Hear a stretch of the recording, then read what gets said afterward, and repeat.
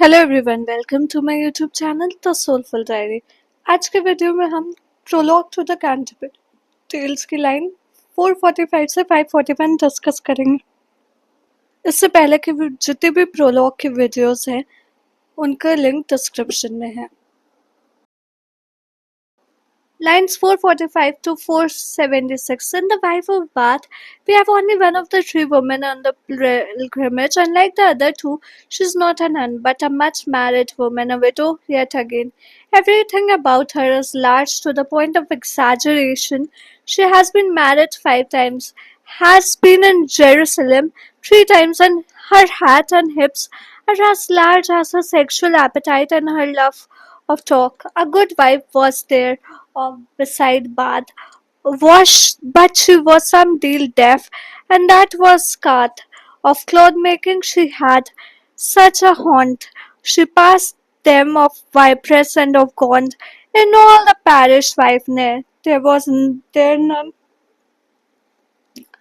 that to the offering before her should gone, as if they did certain so wroth was she, that she was out of ill charity. Her coverchiefs full fine were of ground, I durst swear they weighed in 10 pound that on a Sunday were upon her head, her hosen were of fine scarlet red, full straight white-eyed and shoes full moist and new. Bold was her face and fair and red in hue. She was a worthy woman all her life. Husbands at church door she had 5, withouten other company endured, but thereof needed not to speak as naught. And thrice had she been at Jerusalem, she had passed many a strange stream. At Rome she had been at Bolgon, in Galicia at St. James, and at Cologne. She could much of wandering, by the way, cat-toothed was she, soothly for to say, upon an ambler easily she sat, wimpled well, and on her head a hat as broader as is a buckler or a targe, a foot mantle about her hips large, and on her feet a pair of spurs sharp, in fellowship well could she laugh and carp of remedies of love she knew perchance, for she could of that art the old dance, the old games of custom. There was a good housewife who came from a place close to Bath, but it was a pity that she was somewhat deaf. She was such an expert in weaving cloth that she excelled the workmen of Flemish town of Ypres and Gaunt. In the whole parish there was no woman who dared to go to the collection box in the church before this wife of Bath, and if any woman preceded the wife of Bath on such an occasion, she certainly became so angry that she lost all pity or consideration. Her handkerchiefs were finely woven, I am absolutely certain, and I can therefore affirm on oath that the handkerchief she wore on her head on a Sunday must have been 10 pounds in weight. The color of her stockings was a fine scarlet red, and they were tightly tied. Lines 477 to 528. The second good cleric we meet is more than good, he is near perfection. The priest of a small, obscure, and poor parish in the country, he has not forgotten the lowly class from which he came. Until most of the other pilgrims, he is not physically described, perhaps because he is such an idle figure. A good man was there of religion, and was a poor parson of a town, but rich. He was of holy thought and work. He was also a learned man, a clerk, that Christ's gospel truly would preach. His parishioners devoutly would he teach. Benign he was, and wonder diligent, and in adversity full patient, and such he was by proved often sights. Full loath was he to cousin for his titties, rather rather would he given out of doubt until his poor parishioners about of his offerings and eke of his substance, he could in little thing have sufficiency. Wide was his parish and houses far asunder, but he left not for rain nor thunder, in sickness nor in mischief, to visit the furthest in his parish, much and little, upon his feet, and in his hand a staff. This noble example unto his sheep he gave, that first he wrought and afterwards he taught. Out of the gospel he those words caught, and this figure he added eke thereto, that if gold rust, what shall iron do? For if a priest be foul, in whom to we trust, no wonder is a lewd man to rust, and shame it is if that a priest take keep, a certain shepherd and clean sheep. He sets a good example and practices what he preaches.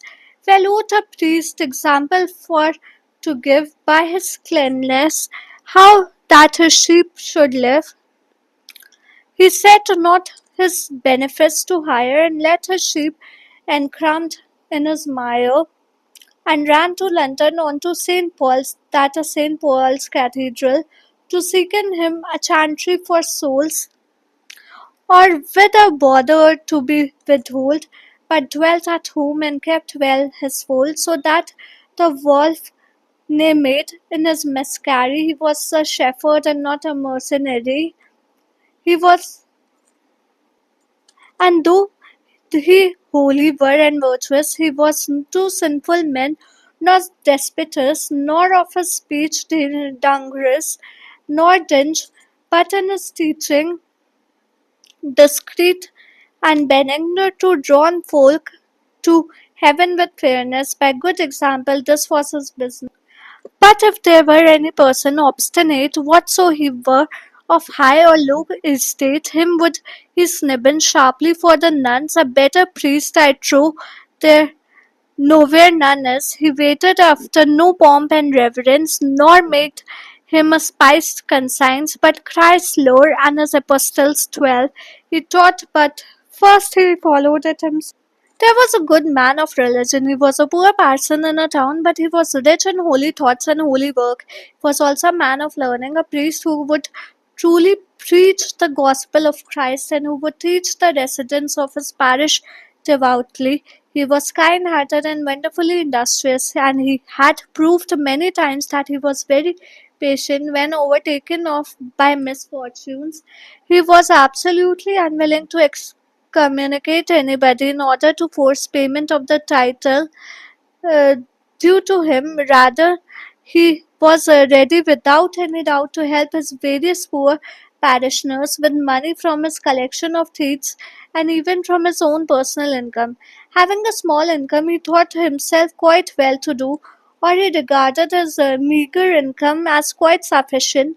His parish covered a wide area, and the houses were situated quite far from one another, but very far because of rain as thunder, sickness or trouble. He visited the high and the low, and he went to them on foot with a staff in his hand. He set a noble example for his parishioners by actually practicing what he preached. He borrowed the relevant words from the Bible and supplemented them with the following metaphor: if gold rusts, what can iron do? By this metaphor, he meant to say that if the moral leaders themselves neglected their spiritual welfare, the ordinary people could not be expected to attend to the welfare of their souls. No wonder that if a priest in whom people put their trust can himself be wicked or sinful, or an illiterate man simply ignores the welfare of his soul, and let priests take note that it would be a shameful matter if their parishioners are honest while they themselves are corrupt. A priest ought to set an example by his own holy living how his parishioners should live. This parson did not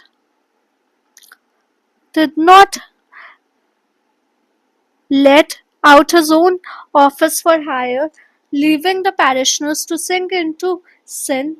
He did not run to St. Paul's Cathedral in London in order to apply for a job as a singer of masses for the souls of others, nor did he try to make money by working as a priest in the employ of some guild. But he lived in his own parish and looked after his parishioners well, so that They might not fall under the influence of the enemies of the church. He was a priest, not a businessman aiming at money, and although he was holy and virtuous, he was not without pity for sinners. Nor was he contemptuous or arrogant in speaking the sinners, but he was soft spoken and sympathetic in giving them advice and instruction. His ambition was to show people the way to heaven by uprightness and good example. But if anyone proved obstinate by persisting in his sinful ways, he would rebuke him sharply all the time, no matter who he was, whether a man of high rank or of a low position. I am sure that a better priest than this man did not exist. He expected no ceremonial receptions or profound respect from people. Nor did he consider himself faultless and above reproach, but he taught Christ's gospel and the gospel of Christ's 12 apostles. However, first he himself acted upon those gospels. 29 to lines 529 to 541.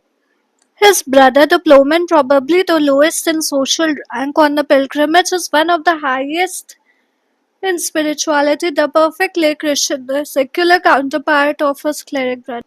With him there was a plowman, was his brother, that had violet of tongue, full many a fodder, a true swinker, and a good was he.